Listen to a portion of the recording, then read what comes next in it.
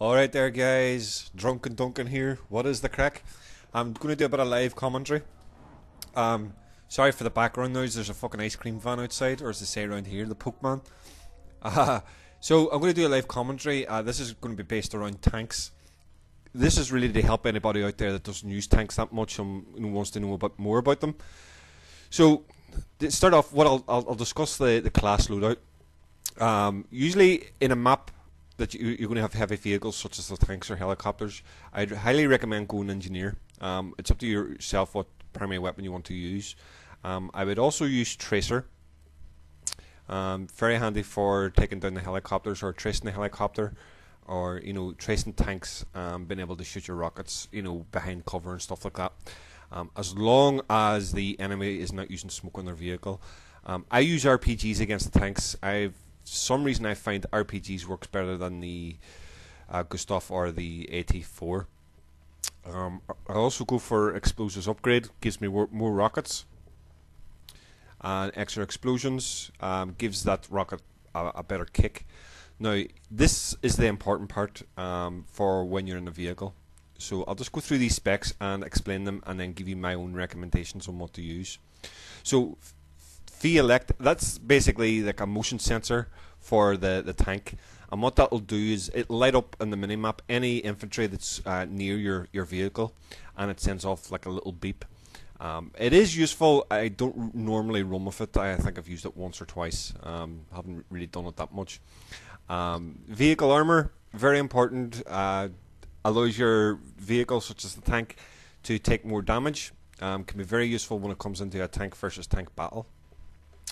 Vehicle warheads gives the shells that extra kick. Also very useful when you're coming up against another tank. It's something I normally run with. Vehicle reload just reloads the primary weapon a lot faster. I don't use this. I don't think I've actually ever used this, so I don't really need it.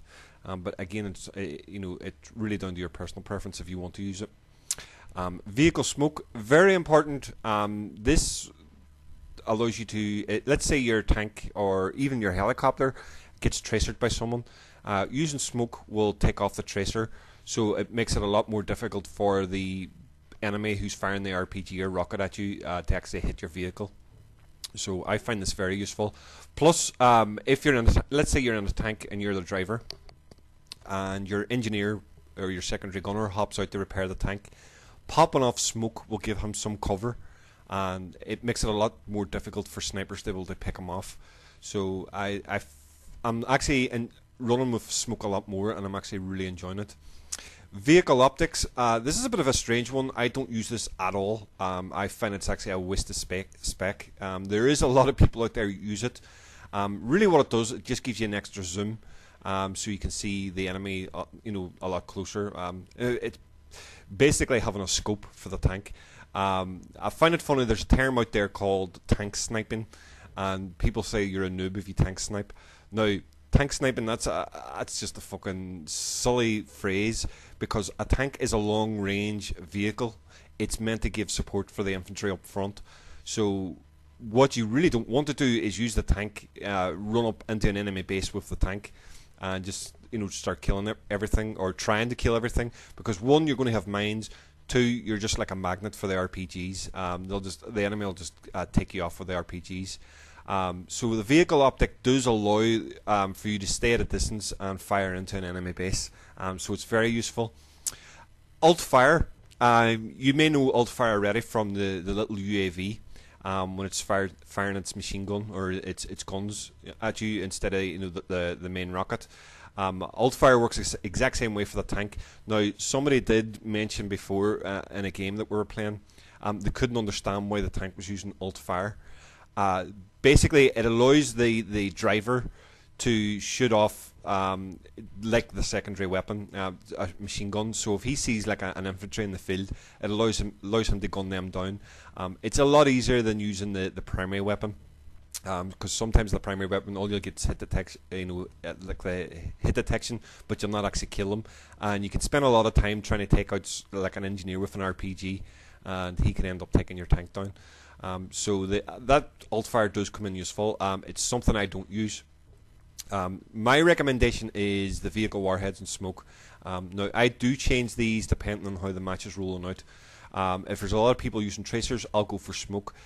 If I notice in the game that people are not using tracers, then I'll load out with vehicle warhead. Something else I want to talk about, not many people know about this, and it's actually extremely important, is spec stacking. And spec stacking comes into play when the two people in the tank it has their spec loadout, and they actually combine, they give the tank more advantage.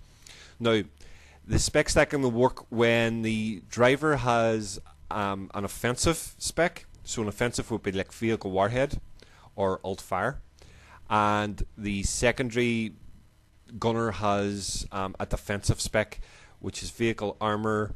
Smoke is defensive, but it's not going to work for the secondary gunner, and I don't know if vehicle optics does work for the secondary gunner. I think the reload time might.